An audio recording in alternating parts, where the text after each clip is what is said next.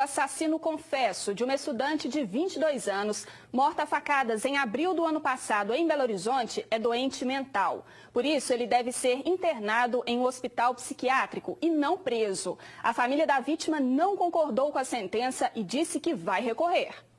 A família de Isabela Perdigão vai recorrer da decisão judicial. Os pais da jovem assassinada acreditam que Ezequiel é psicopata. O medo deles é que o homem cumpra as ameaças que fez de matar toda a família. Eles não determinaram, o tempo do tratamento dele, a doença dele, por certo, se ela é que ele é um psicopata, o que ele é e tudo. E isso deixou a gente apreensivo e preso a ele. E como ele vai ficar no hospital psiquiátrico sem ser condenado, porque ele não está condenado, então ele não pode ser preso, ele tem que estar em tratamento.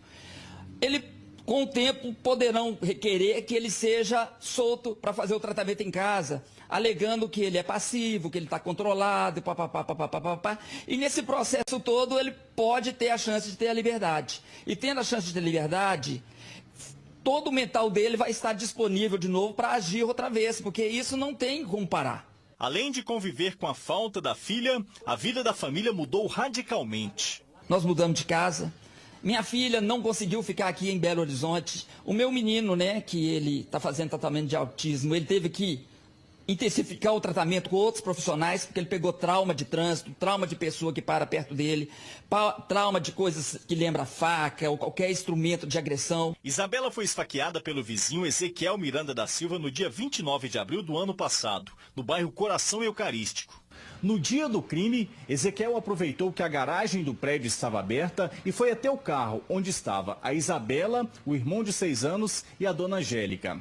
Ao ouvir os gritos do apartamento, o seu Paulo desceu as escadas correndo e ainda entrou em luta corporal com o assassino. Ele levou 4 facadas. É verdade. Eu desci as escadas pulando os degraus. Cheguei lá e eu vi ela na posição de esfaquear a Isabela, onde eu entrei na frente e ele me deu 4 facadas.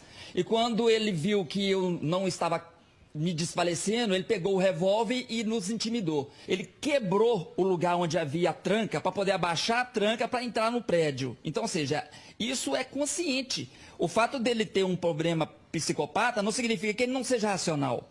E o problema dele é o fato dele ser racional. Ele planeja. É muito desgastante para a família ter que passar por isso sempre, não sabendo que ele pode sair para fora. Porque ele ameaçou de voltar, executar a família, que ele só lamentava não ter concluído tudo. Então, isso para a gente deixou muito temor, e até da sociedade aqui fora, receber um sujeito desse.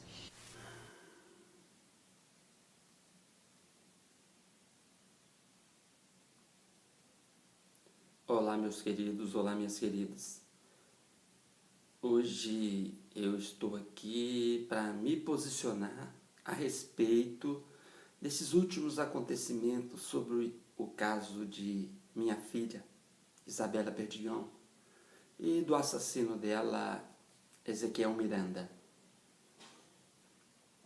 O que eu gostaria nesse momento inicial é de colocar que alguns termos descritos no resultado do processo, no resultado do julgamento, são termos que eu penso que comprovam o tanto que as pessoas estão fora da realidade da situação social, emocional e até mesmo espiritual dos casos, porque são critérios, muitas das vezes, que eu acredito que deveriam ser, vamos dizer assim, num contexto diferenciado do que se chama jurídico. Por exemplo, o símbolo do direito é uma mulher com uma venda nos olhos. Eu acredito que se ela tirasse a venda, a realidade seria melhor. Ou seja, conhecereis a verdade e a verdade vos libertará. Mas para conhecer a verdade, a pessoa não pode ser cega, neutra ou, vamos dizer assim, imparcial, do ponto de vista de não ter os dados fundamentais para se chegar a uma conclusão. No caso do Daniel, estou até colocando meu filho no meio, né? No caso do Ezequiel Miranda, foi colocado que ele é inocente. Ele é inocente. Tá? Vamos analisar o termo inocente.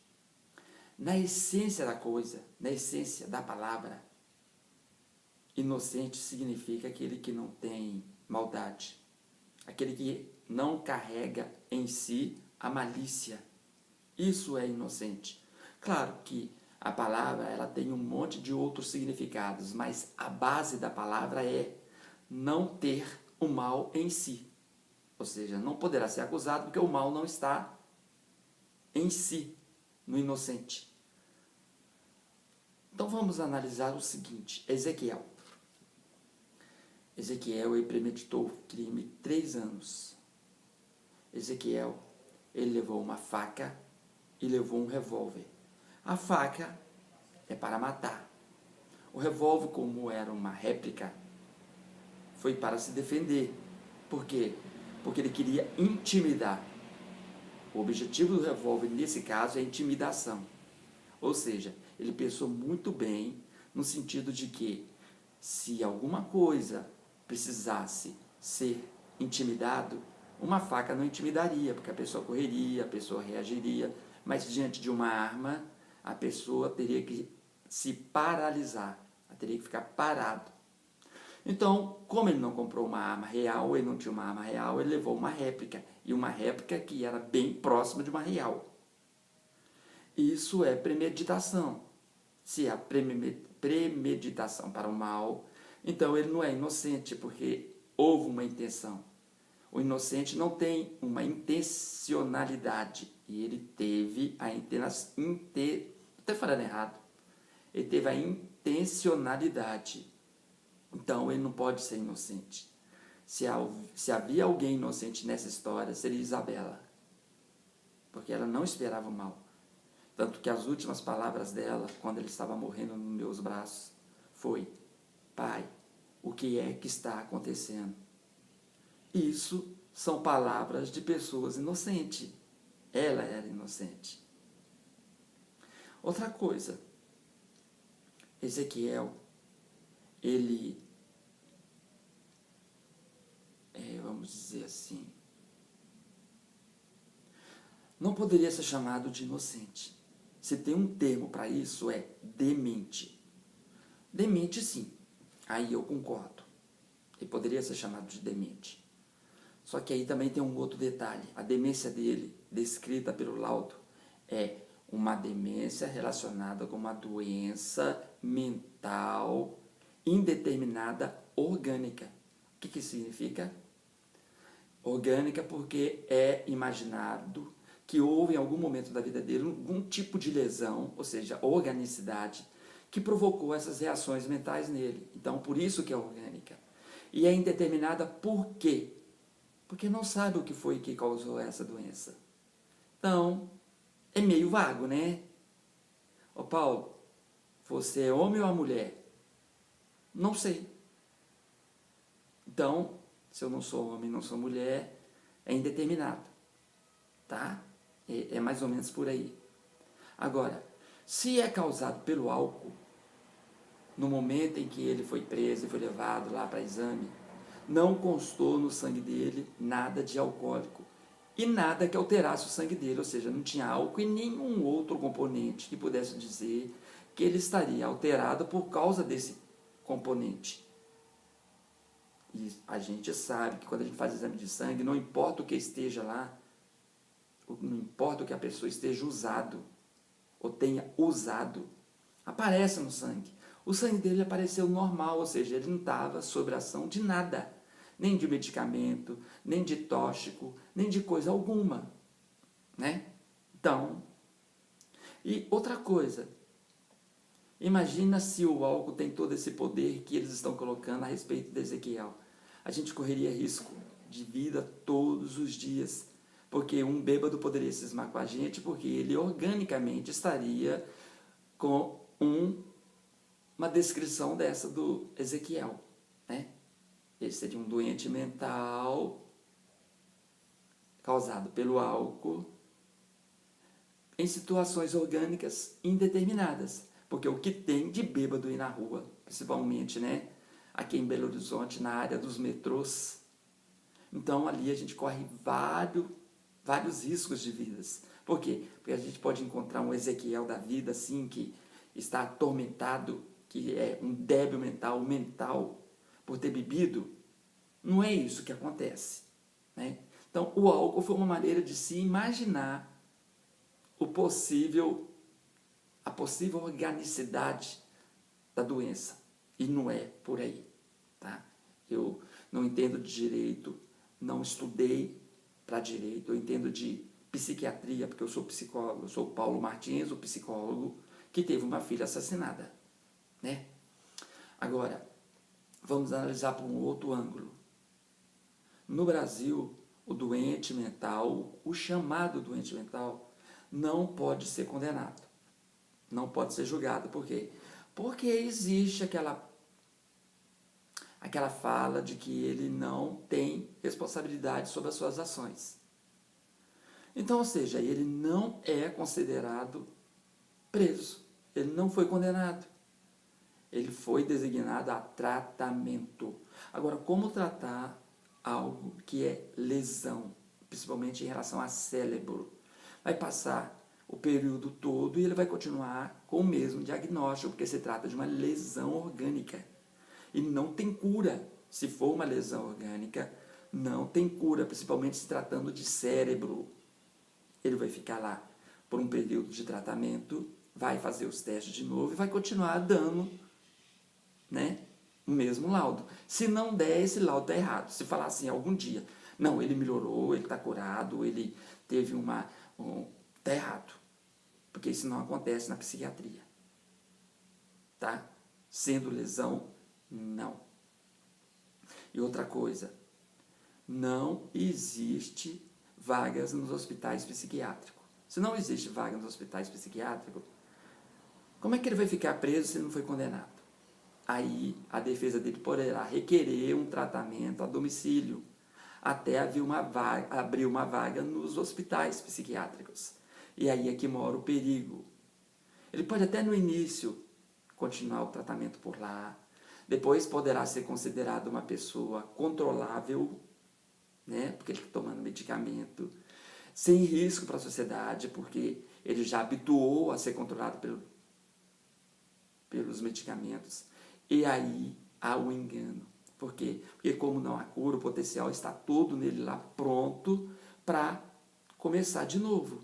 Bastou ele ser abandonado, bastou ele parar o tratamento, a mente dele volta ao nível normal de pensamento, porque o que é possível ser feito é dar um medicamento para que a mente diminua o pensamento, e diminuindo o pensamento, com certeza as reações ligadas ao pensamento irão fazer com que ele tenha um comportamento mais controlável. Uma vez que o pensamento está liberado de novo, ele volta à mesma conduta de planejamento, como ele sempre planejou, né? Porque isso não tira a intelectualidade dele, a doença dele não o tira da intelectualidade dele. Ele não é nenhum débil mental, nenhum retardado, ele sabe o que faz, ele planeja o que faz e executa. Que doente mental é esse? Que tem várias contas no Bradesco, porque nós procuramos saber e fomos informados pelo gerente dele, no qual ele movimentava, sacava, debitava normalmente. Que débil mental é esse que até há dias anteriores dirigia um Uber nas noites de Belo Horizonte, normalmente carregando passageiro para cima e para baixo? Que débil mental é esse que entrou na justiça contra a Vale, requerendo indenização por dirigir durante anos e anos carretas carregando minério e elementos que exigem carteira letra E. Isso, carteira letra E. Que mental é esse que ano passado, em 2017, foi no Detran renovar sua carteira de motorista e foi renovado normalmente, sem que tenha constado nada de alteração nos princípios que poderiam anular a carteira dele? Que débil mental é esse que, por dirigir em Belo Horizonte, com o carro que ele tem, né, e que foi tirada da garagem dele na madrugada do domingo, já que Isabela morreu no sábado de manhã, foi retirada pelo irmão dele, né? Para que, sei lá, evitasse alguma outra coisa, não sei, tiraram o carro dele de madrugada.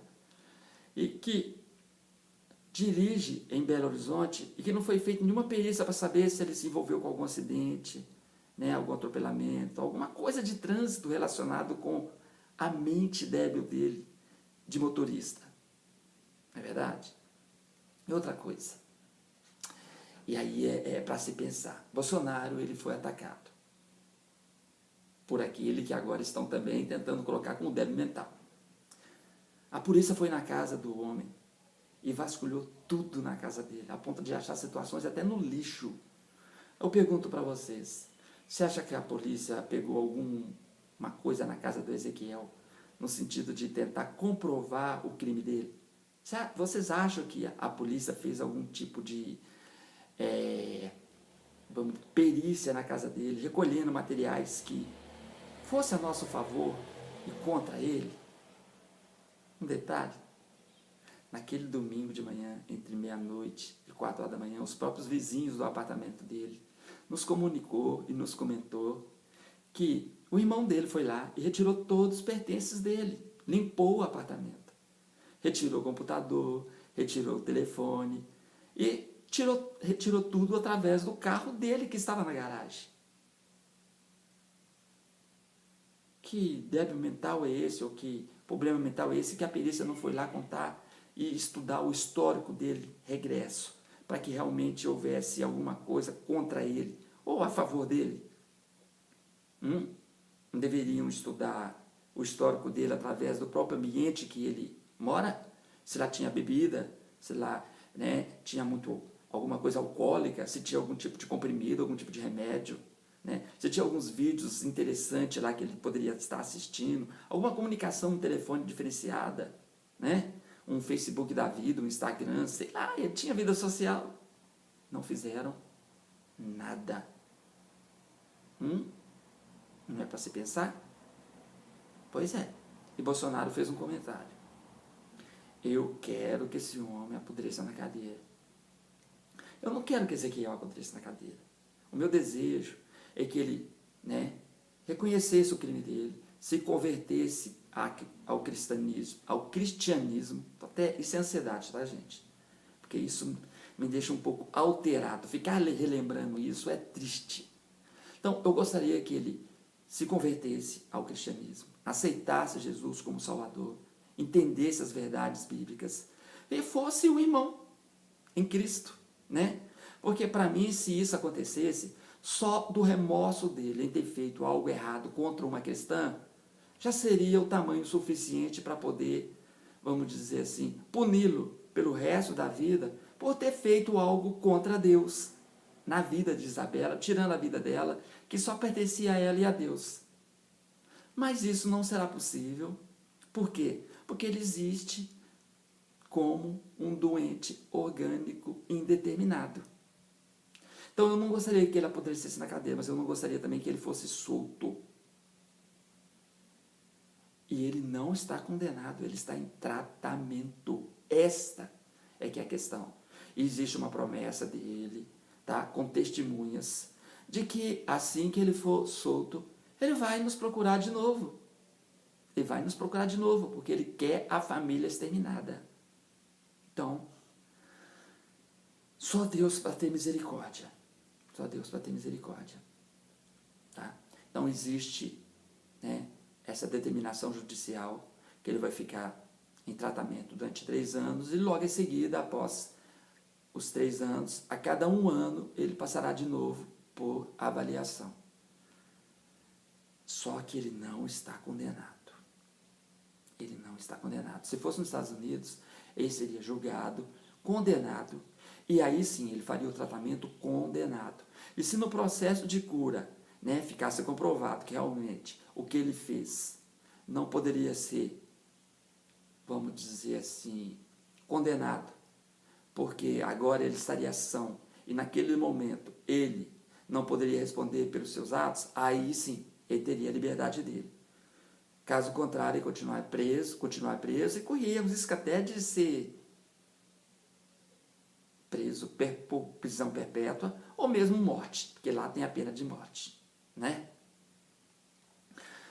Eu gostaria que vocês revissem os fatos. Os vídeos eu vou colocar aqui desde o início. São coisas que realmente machucam, incomodam, mas se faz necessário para que vocês também participem comigo daquilo que eu tenho vivido.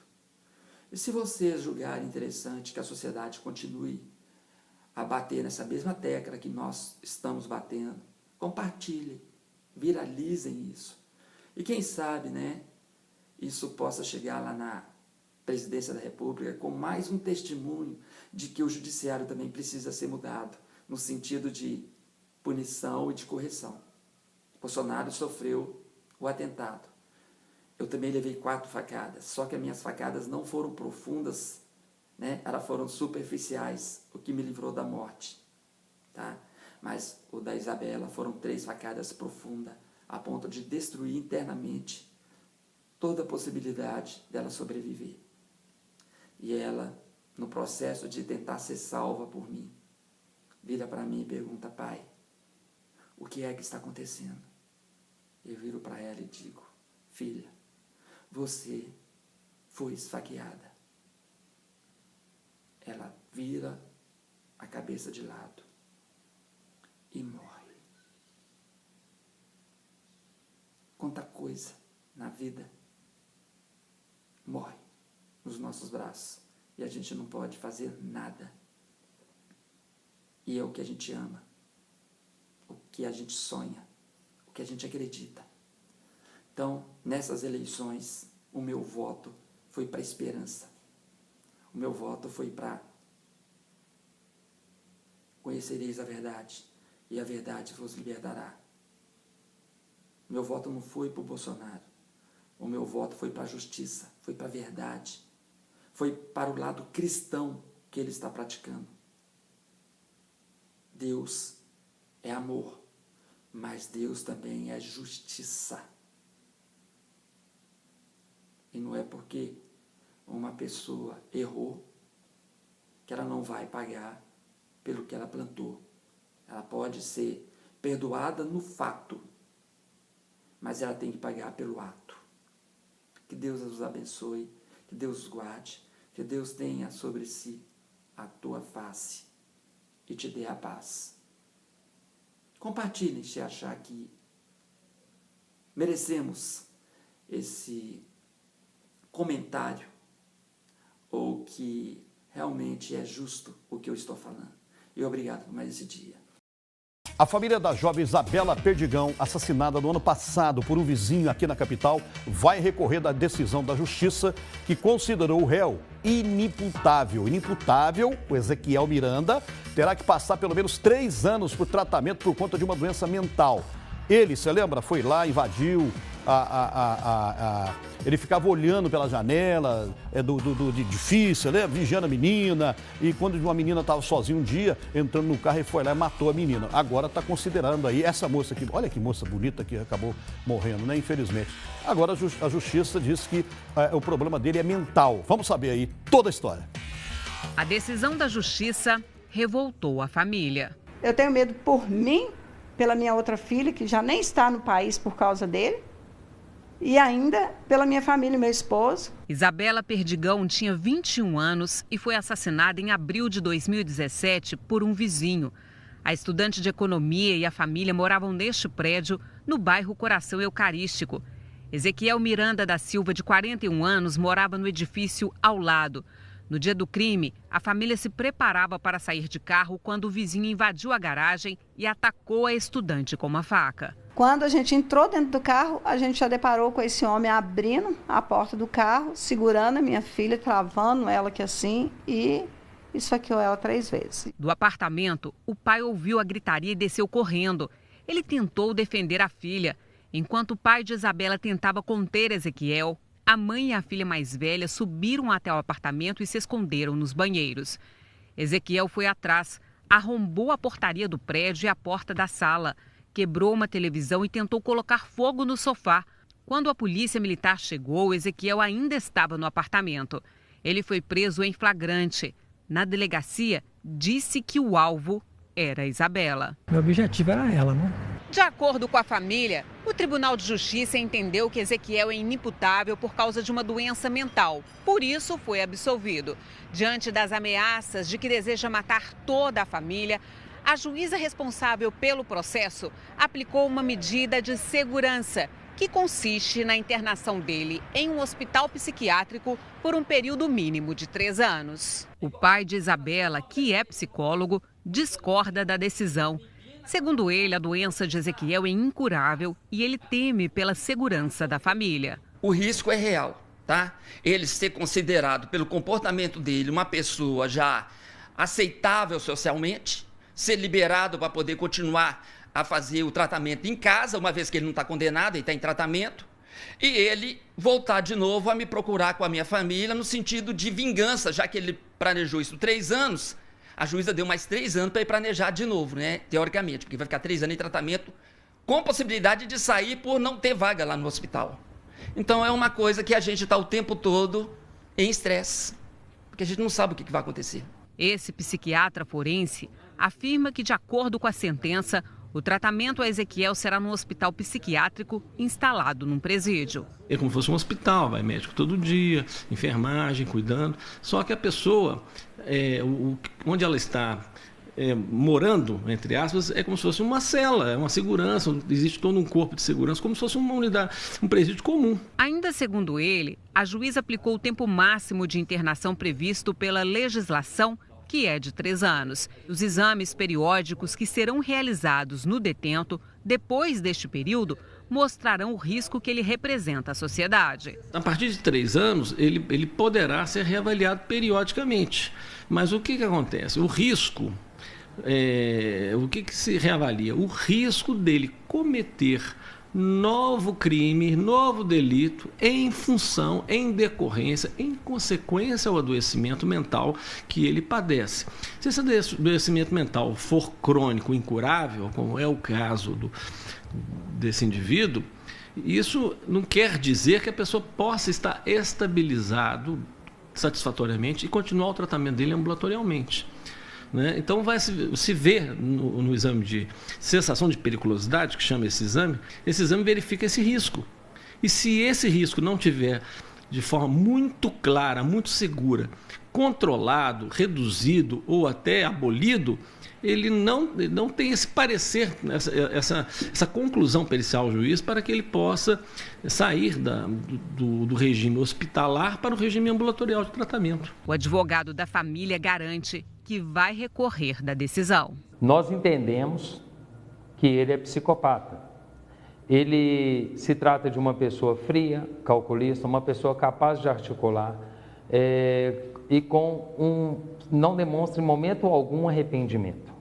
E por diversas vezes ele falou que retornará e acabará o que começou. Eu vou ter que ficar daqui 3 anos levantando isso tudo de novo, pedir médico para avaliar, levantar um processo todo de novo para esse sujeito ficar retido. Ele ameaçou a minha casa de destruir a minha casa. Eu vou ficar desgastando, daqui 3 anos vou levantar de novo, depois ela fala que de ano em ano ele vai ser avaliado. Então nós vamos ficar presos a ele?